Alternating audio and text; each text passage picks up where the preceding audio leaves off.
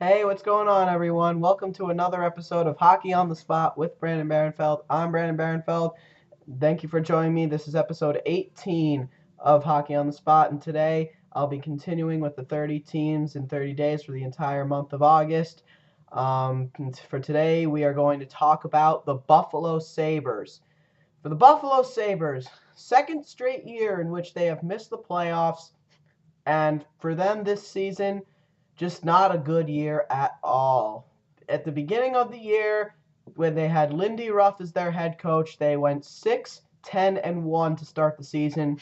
They fire general manager Darcy Regier fires Lindy Ruff after those first 17 games and brings up Rochester Americans coach Ron Ralston as what was originally the title interim coach, and under his tutelage, they went 15-11-5. So a pretty solid record. Not good enough to get into the playoffs, unfortunately, but still still okay. Um, the team itself ended up finishing 12th place in the Eastern Conference with 48 points, 7 points behind the 8th playoff spot, which was held by the New York Islanders. And in the overall league, they finished 23rd in what was again, with 48 points, their final record 21-21-6.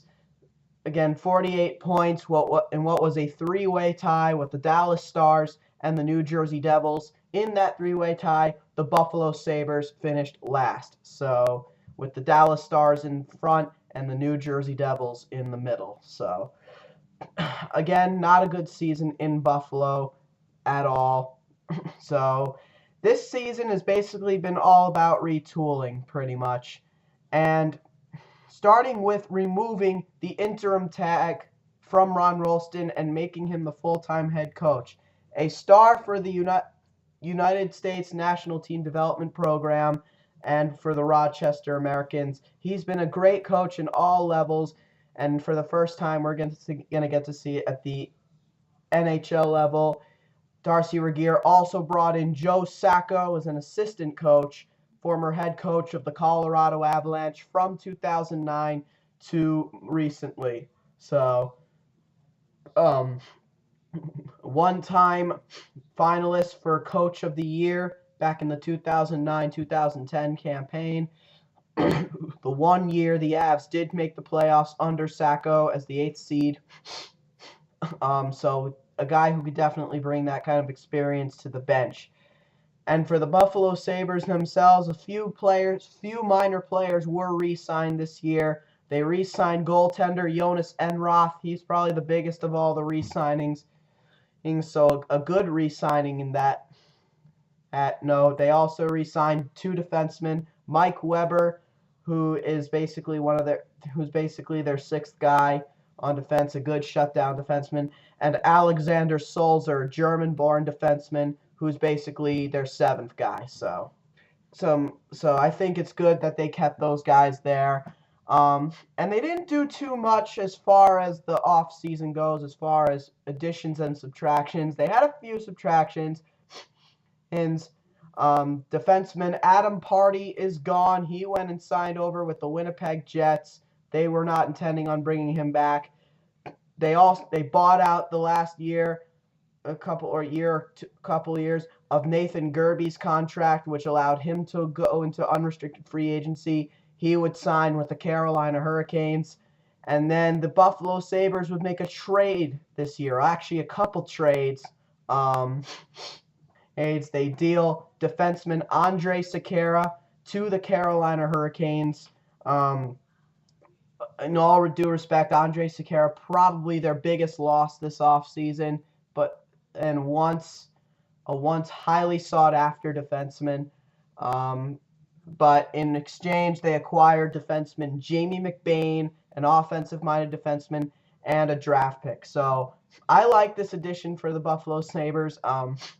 Jamie McBain, and at one side they lose Andre Sekera, who was developing into one of their better shutdown defensemen. But on the other hand, they get Jamie McBain, who has a lot of good offensive upside, a solid player, was solid for the Carolina Hurricanes, and I actually like this guy.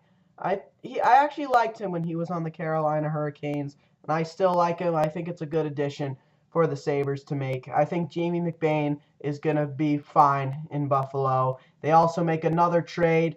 Henrik Tallinder is back in Buffalo.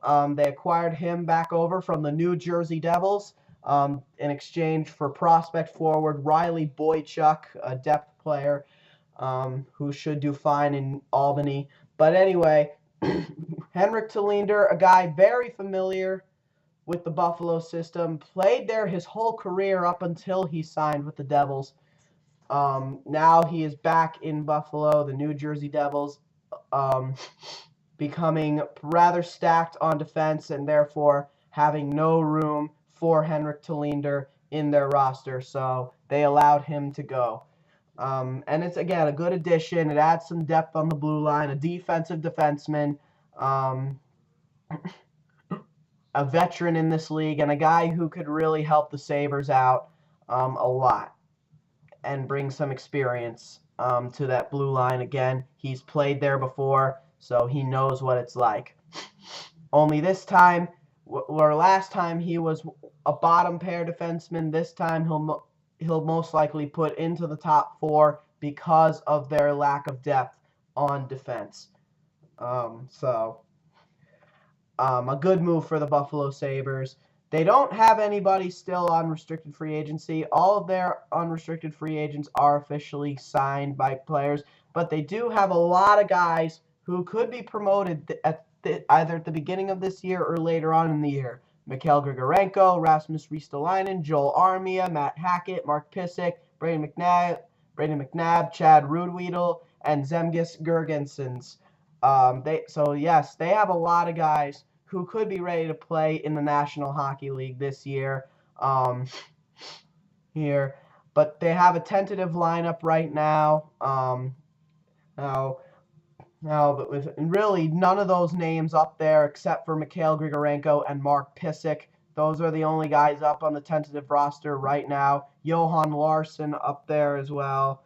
He is another top prospect, which leads us to one of the bigger questions this offseason. For the Buffalo Sabres,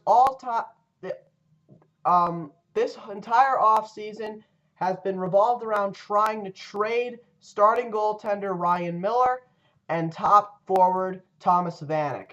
They've been trying to trade those guys. Nothing's worked. So as it stands right now, they will be on the opening night roster October 2nd against the Detroit Red Wings.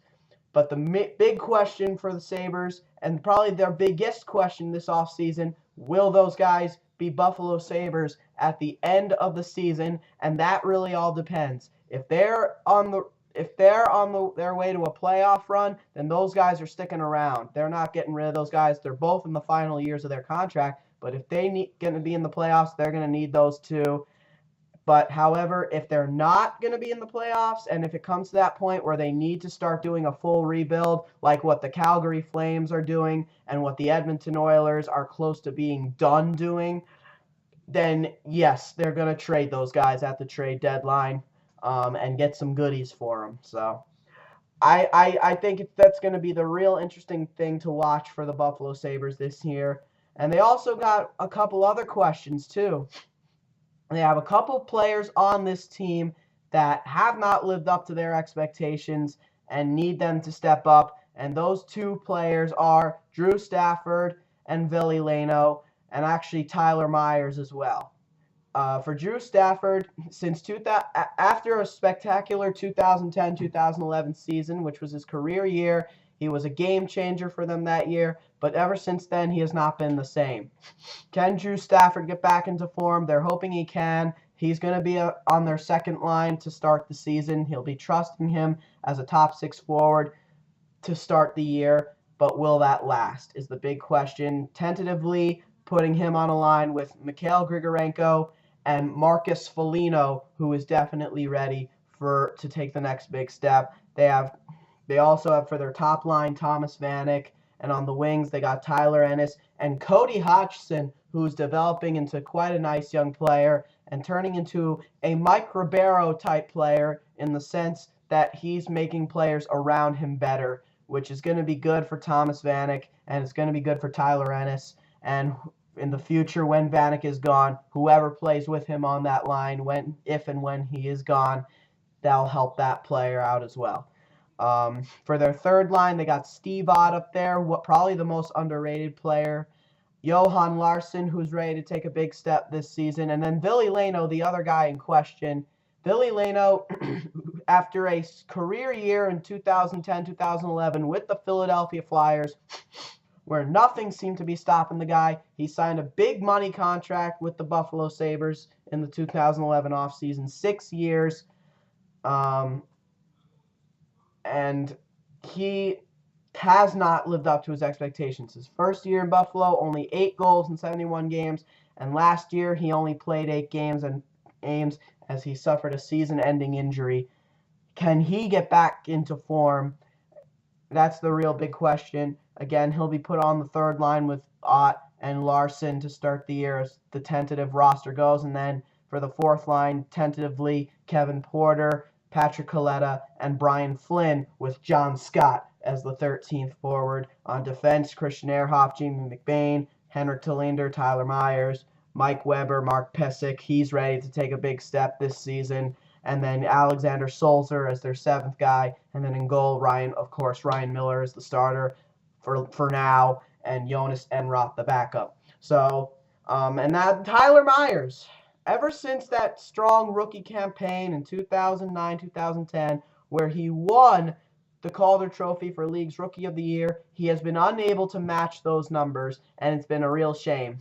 He really has not matched those numbers, and last season was his worst. He was scratched on a back-to-back situation against the Boston Bruins and the New York Islanders, and then he suffered a season-ending injury through the final 7 games.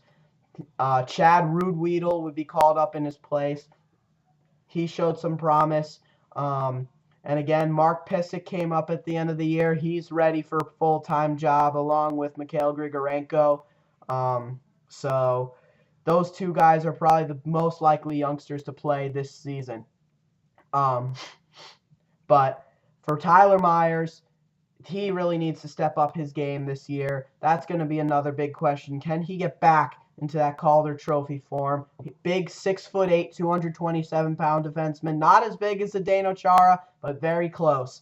So that's the big thing. And then the other real big question for the Buffalo Sabres for this going into this season, how is Ron Ralston going to do in his first full season, and who's going to score? This is not a team. This is a team that finished in the league basement in almost every major category. They were not good offensively last year.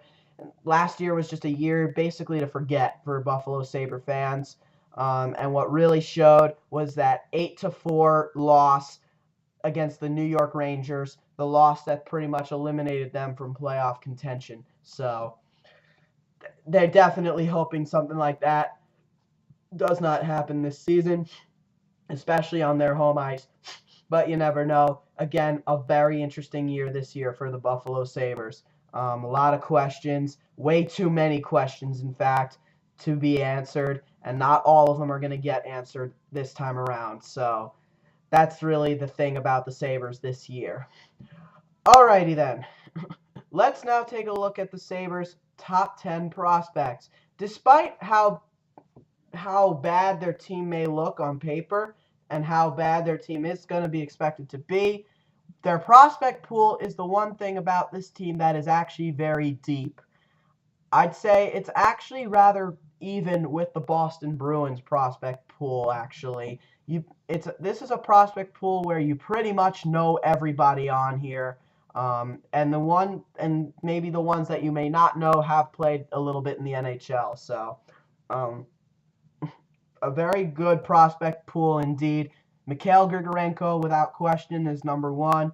Rasmus Ristolainen, number 2. He was their 8th overall pick last year, the Finnish freight train, as he's called. He's going to be a big part and is a potential to play opening night this year. Chad Ruudwedel on there, Brady McNabb, Joel Armia. They got a lot of guys. Nikita Zadorov, their number 10, which tells you how good their prospect pool is. Johan Larsson and Matt Hackett, the two guys they got in the Jason Pominville deal last year, who, by the way, was their captain. They're also on there. But the one guy on this list that really has always caught my eye has always been their number 3 prospect, center Zemgus Girgensons. Last year, he was their number 2 ranked prospect. This year, he got demoted down to number 3, but that was only because of Rasmus Ristolainen and how well he's expected to be on defense. But Zemgus Girgensons, despite the one spot demotion on this top 10, nothing has changed. This is a guy who's not going to be as good as Mikhail Grigorenko offensively, but he's going to be much better than him defensively and physically. This is a guy who's going to be your prototypical two-way center, a top 6 forward. But again, what has always really intrigued me about this kid, the highest Latvian-born player to ever be taken in the NHL entry draft, and the first ever Latvian player to be taken in the first round. So he was taken 14th overall in the 2012 NHL entry draft, 2 spots after Mikhail Grigorenko was taken. So this is a kid who they're going to have a lot of high expectations for. Is he ready to play in the National Hockey League this season? Probably not just for the start of the season. I could see this kid getting called up at some point midway through the year or toward the end of the year. But to start the year, I don't think he's ready. I think he needs one more season in juniors or in the American Hockey League for the Rochester Americans before he gets called up to play. But again, this is your two-way defenseman, two-way center, very dynamic, and the Sabres are going to have a lot to be excited about with this kid. Now, the player on the Buffalo Sabres, if that needs to step up in order for this team to be a playoff team, for this Buffalo team to be in the playoffs this year, the one player on this roster that needs to be better this season, no question whatsoever, has to be Tyler Myers. Tyler Myers, again, I said it earlier, I'll say it again, has not been the same since his rookie season. After he won the Calder Trophy, just like Steve Mason, has just really gone downhill. His numbers continue to decline, and last year was his worst year. He was scratched in a back-to-back situation against the Boston Bruins and New York Islanders and was injured for the last 7 games of the season. So this is a guy who absolutely needs to have a breakout year this year. He's 6'8", 227 pounds, not as big as Zdeno Chara, but very close. And he needs to start using that size to his advantage. A guy who's supposed to be a big two-way defenseman has not lived up to it. A big shot from the point, again, has not been the same. And he just needs to step up this year. He's being probably tentatively going to be put on the second defense pair with Henrik Tolinder. Hopefully that can get him going a little bit. But if the Sabres are going to be a playoff team, or at least have a chance to be a playoff team this year, Tyler Myers has to be the guy that needs to be better for them this season. Otherwise, their season's a waste. Overall, are the Buffalo Sabres a playoff team this year?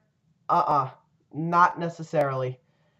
I think they definitely have a lot of potential with this roster. However, I think there's way too many questions that need to be answered. Not all of them are going to get answered right away. And their roster is just an absolute mess at the moment. They don't have they're very weak at center. Their wings, some of them aren't even natural wingers.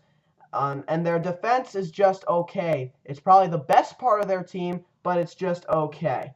So I think Ron Rolston, for him as a head coach, this is going to be a learning experience for him. This is going to be a first time for him coaching a full 82-game season. So that's going to really factor in. And Ryan Miller, he's not getting any younger. So, my opinion, this is going to be a rebuilding year for the Buffalo Sabres. So, for my opinion, they are not a playoff team this year.